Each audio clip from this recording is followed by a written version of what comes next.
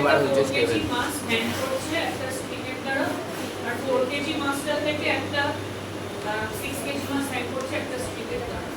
আচ্ছা, ফার্স্ট স্ট্রিংটাকে 1 বলা হয়েছে, রোমান ক্যাপিটাল 1, আর সেকেন্ড স্ট্রিংকে রোমান ক্যাপিটাল 1। কোশ্চেন জিজ্ঞাসা করা হয়েছে when the system is in equilibrium then find tension on string 1 and string 2. এই string 1 এর টেনশন T1, এইটা কি সেম স্ট্রিং না ডিফারেন্ট স্ট্রিং?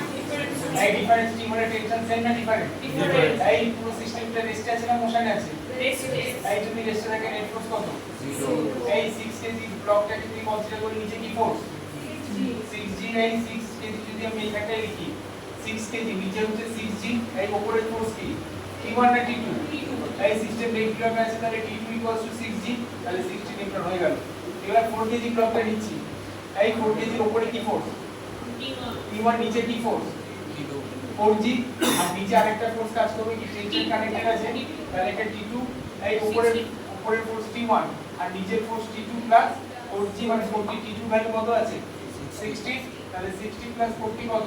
100, তাহলে আলটিমেটলি 100 নিউটন। ওকে, তাহলে आंसर কমপ্লিট। কোশ্চেন নাম্বার 11, একটা হরিজন্টাল সারফেস আছে,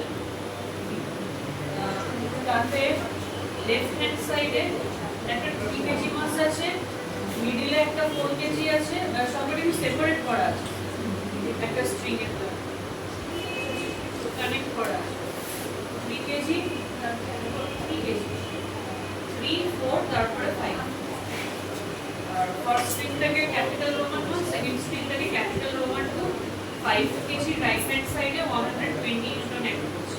Find acceleration of blocks and also find tension on T1 and string. এই এখানে 120 নিউটন নেট ফোর্স। স্যার 7 আর 11 একটা রিভার্স করতে হবে না? 7 এর উপরে 11 এর উপরে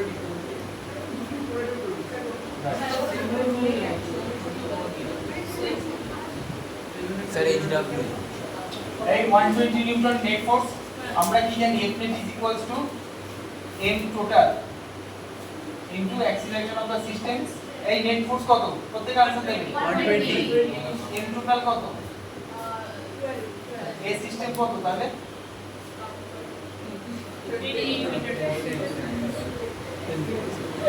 এই ঠিক আছে, এবার আমাকে T1 T2 বের করতে হবে। এই 5 কেজির সাথে যে ফোর্সটা কত রাইট সাইডে 120, লেফট সাইডে ফোর্স কত T1 না T2? এই T2 অ্যাক্সিলারেশন কোন দিকে?